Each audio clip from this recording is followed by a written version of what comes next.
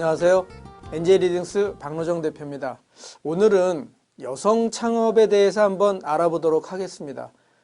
여성들의 그 사회 활동이 많이 늘어나고 있죠. 그러면서 당연히 그 창업 시장에서도 여성들의 그 창업 수요가 많이 증가하고 있는 추세입니다.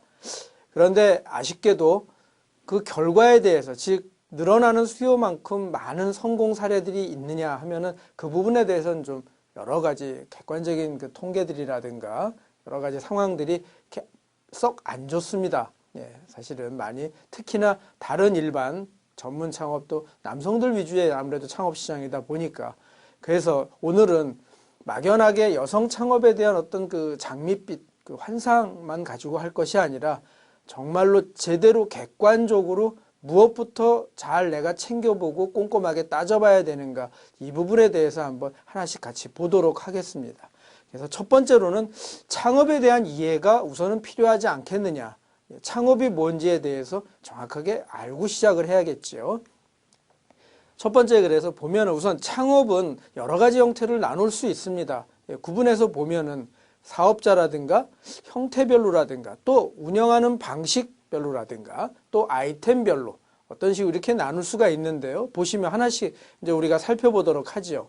사업자별로 한다 그러면 대개 이제 성별, 연령 뭐 이렇게 나누죠. 그래서 우선은 청년 창업 또는 중장년 창업, 여성 창업. 뭐 우리가 남성 창업, 여성 창업 이런 식으로는 안 나눕니다. 그래서 대개는 청년들의 창업, 그 다음에 요즘에 이제 퇴직자들이나 기타 제2의 인생을 시작하는 그런 분들의 중장년 창업. 물론 여성분들도 이 중에 일부 여기에 들어갈 수 있습니다. 하지만 또 고유의 그 여성들만의 영역을 바탕으로 하는 여성 창업. 이렇게 나눠볼 수가 있다. 그렇게 보시면 될 것 같고요. 두 번째, 형태별로 보면은 이제 가장 많은 것들이 점포 창업이 되겠죠. 우리 이제 흔히 뭐 시중에서 이렇게 외식업이라든가 기타 도소매업이라든가 이런 부분들, 점포를 갖고 하는 창업도 있고요. 또 반대로 온라인을 기반으로 하는 비점포 창업들도 있습니다.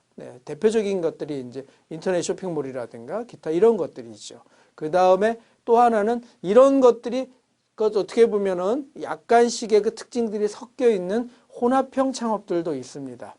그런 것들도 있고요. 또 요즘에 또 이제 소자본 창업 형태로 하나로서 이제 그 이동형 점포를 갖고 하는, 특히 차량 같은 것들을 이용한 그런 이동형 점포를 바탕으로 하는 창업도 있고요. 또 때로는 사무형, 어떤 사무실을 운영하면서 사무실을 통해서 창업을 하는 경우, 이런 경우도 있습니다. 또 하나는 이제 방식면에서 봤을 때 크게 보면 두 가지 방식이지요. 내가 혼자 내 의사대로 창업을 하느냐, 아니면 다른 어떤 파트너와, 그 기업이 됐든 개인이 됐든 그런 파트너와 협업식의 창업을 하느냐. 대표적인 것들이 이제 협업식 창업에서 보면 우리가 흔히 말하는 프랜차이즈 창업 같은 경우도 협업식 창업이라고 볼 수 있습니다. 가맹 본사와 내가 같이 공동으로 운영을 하는 그런 창업. 그래서 그런 것들 이렇게 나눠볼 수 있습니다. 마지막으로 아이템적인 측면에서 봤을 때는 여러 가지가 있습니다. 그래서 가장 이제 주변에서 또 여성분들이 가장 많이 관심을 갖는 부분 중에 하나, 외식 음료 쪽, 커피라든가 기타 음식이라든가 이런 쪽에 디저트 쪽도 많이 나가고요. 그래서 그런 부분들, 그 다음에 도소매, 또 그 작은 단위의 개인 서비스 형태, 우리가 흔히 이제 볼 수 있는 뭐 미용실 같은 경우도 그런 대표적인 생활 서비스, 소규모의 생활 서비스 부분이죠. 이렇게 볼 수 있습니다. 두 번째로는 창업의 이제 유형별 어떤 그 특성들을 한번 보도록 하겠습니다. 그래서 크게 네 가지로 제가 구분을 해봤는데요. 이제 가장 어떻게 보면 쉬운 단계, 낮은 단계부터 조금 이제 어려운 단계로, 그래서 가장 낮은 단계, 부업형이 있죠. 우리가 흔히 많이 하지요. 예전에 뭐 그런 어떤 그 뭐 인형의 뭐 이렇게 장식을 만들다든가 그런 것들 집안에서 여성분들이 많이 합니다. 어떻게 보면 이제 정식 창업이라고 하기는 조금 그렇지만 또 그래도 일종의 그 부업으로서 소득을 올릴 수 있는 거기 때문에, 그래서 그런 부업형 창업들이 가장 이제 쉽게 우리가 접할 수 있는 거고요. 그런 것들은 어떤 제한적인 협업 방식이죠. 즉 어떤 내 의사대로 한다기보다는 나한테 주문을 맡긴 그 주문자의 어떤 기준에 따라서 내가 해주는 그런 것들. 또 수익성은 그러다 보면은 좀 한정적일 수밖에 없습니다. 아무래도 제한된 업무 일을 하는 거니까. 그다음에 경쟁 정도와 리스크, 즉 어느 정도 경쟁이 치열하겠냐. 제가 볼 때는 한 보통 정도, 평균 정도 되지 않겠느냐. 뭐 일이 많이 그렇게 있는 저기도 아니지만 또 그렇다고 그러고 많은 사람들이 거기에만 다 몰려서 하진 않기 때문에. 마지막으로 리스크 같은 경우도 많지 않죠. 이런 부분들은 크게 내가 뭐 잘못해갖고 뭐 재산상 손실이 난다든가 자본을 잃어버린다든가 이럴 일은 별로 없어 보입니다.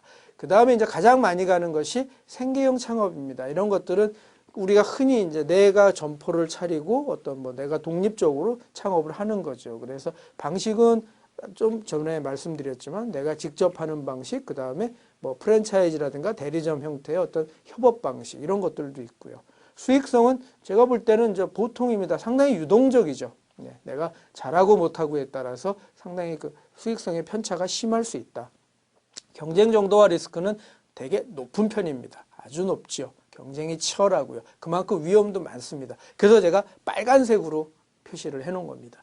세 번째, 그 다음에 이제 조금 어떤 자기의 전문 노하우라든가 기술이라든가 이런 전문성을 바탕으로 하는 창업, 이런 것들, 그런 것들은 이제 수익성 같은 경우 보면은 상당히 높을 수 있습니다. 왜? 내 노하우와 전문성을 갖고 하기 때문에. 다만 그 노하우와 전문성도 정도에 따라서 차이가 있기 때문에 좀 유동적일 수 있다.